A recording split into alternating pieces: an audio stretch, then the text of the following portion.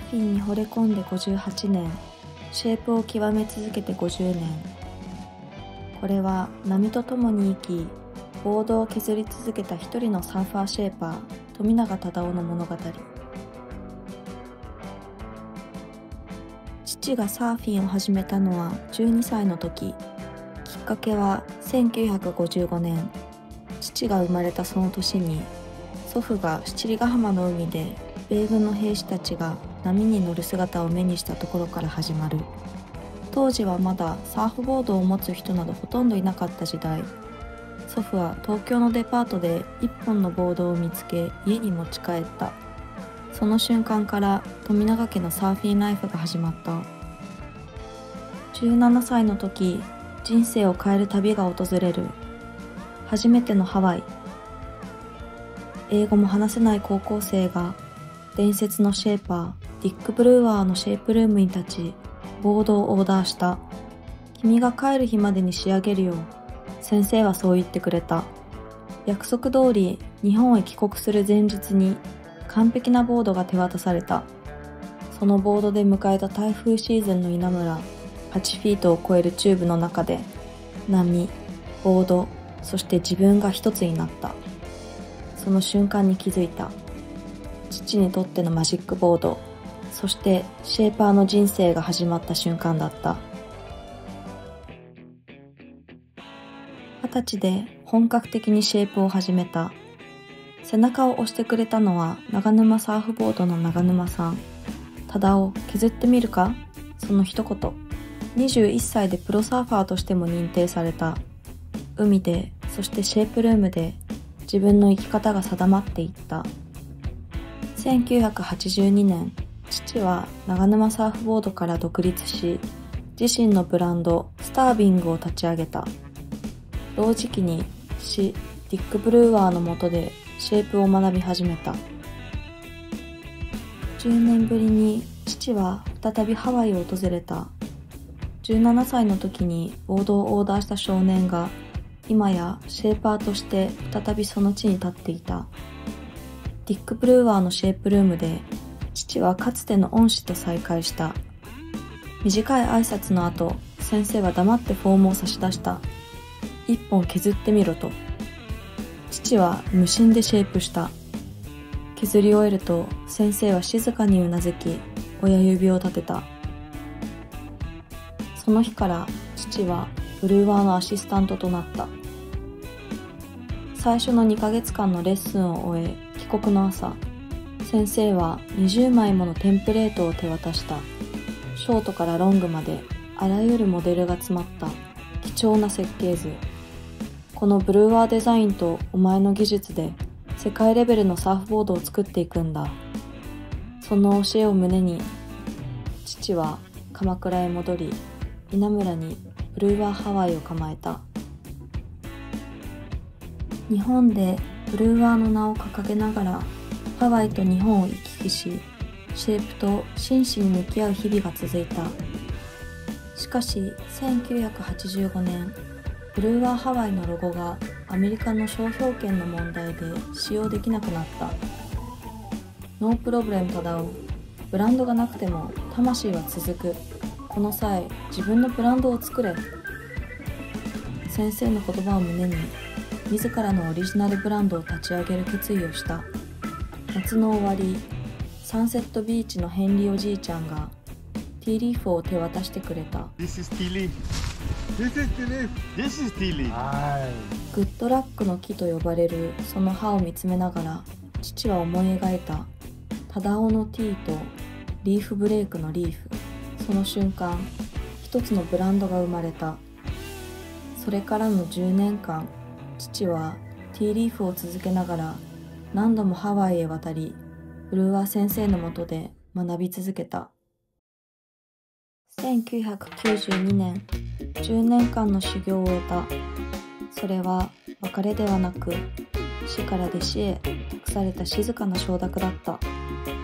シェイプのしすぎで腕を壊し、医師からドクターストップを告げられた父は、41歳で思い切ってライフスタイルを変える決心をした。行き先はニューカレドニア。海が美しく、波がいい島。そこで父はホテルマネージャーとして働きながら波のそばで静かな日々を送った。やがてサーフィンに関わる仕事を求め、自らの手でサーフガイドの会社ブルーラグーンを立ち上げる。日本から訪れるサーファーたちを案内し、リーフブレイクを共に巡った。ニューカレドニアで過ごした17年間、父はリーフブレイクを読み、乗りこなす技を磨いた。波の力、ボードの反応、素材の違いを体で感じ取る日々だった。それはシェイプとは異なるもう一つの学び、海の学校ともいえる時間の中で、波とサーフボードの関係を改めて深く理解していった。その感覚をティーリーフのシェイプへと還元した。ニューカレドニアで暮らしながら年に数回日本へ戻ってはティーリーフ、ドロップアウト、マーボーロイヤル、複数のブランドを掛け持ちしながらボードを削り続けた。2011年、親友ヨシキさんが片瀬に新しいシェイプルームを建ててくれた。2013年、完全帰国。再び鎌倉の海へ。同じ年の2013年、稲村クラシック。インビテーション枠で58歳最年長として参戦。もちろん、ブルーワーの板で。27年ぶりに父は再びカウアイの地を訪れた。当時、父は64歳。ディック・ブルーワーは83歳になっていた。Good morning. This is Tadao. 先生の家のドアを叩いた時、最初は誰だかわからなかったという。だが次の瞬間、二人の間に流れる時間が静かに動き出した。今回は先生に会うためだけに来ました。その思いを伝えると、明日シェイプをする、12時に来なさい。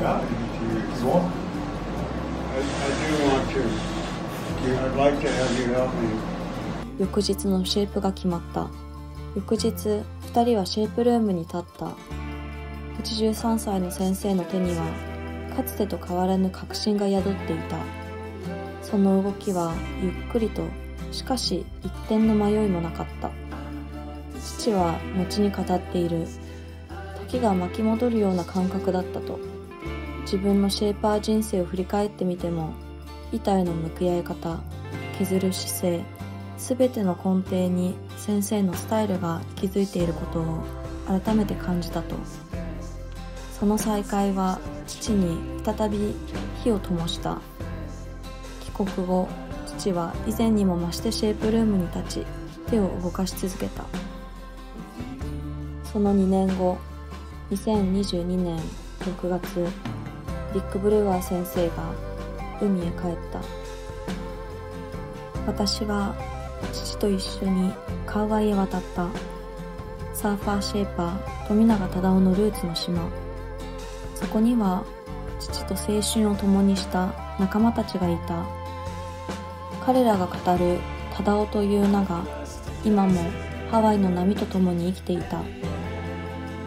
パドルアウトの輪が海に広がり、波の上に花が漂う。シェイパー富永忠夫がブルーワーから受け取ったもの、それはテクニックではなく精神だった。どんなに時代が変わっても波の声を聞け。サーファーとボードが、そしてシェイパーと自然が一つになれるように削れ。ブレーナーの音、テンプレートの線、波の呼吸、すべてが先生から受け継いだ記憶だった。父の手の中にブルーワーの魂は今も生きている。70歳を目前に父は決心した。自分が積み重ねてきたシェイピング技術を次の世代へ伝えていくことを。2023年、株式会社ティーリーフを設立。始めます。お願いします。かねてから開放していたシェイプルームにワークショップの名を冠した。サーファーが自分の手で自分の板を削る。それは波を理解する新しい形の対話だった。ライダーとの会話の中で理想のボードを共に描く。彼らはアイディアを持ち、夢を語り、海でのストーリーをシェイプルームに持ち込む。父はその思いを一本のボードに吹き込む。100% ハンドシェイプで。初めて波に立つビギナーから完璧なラインを追い続けるベテランまで、ティーリーフのボードには心と歴史、そして目的が宿っている。これからのティーリーフサーフボードは、サーファーとシェーパーが共に進化していく物語だ。父の手が削ってきた無数の板、その一つ一つに魂が宿っている。私はその心と手の動きを未来へつないでいく。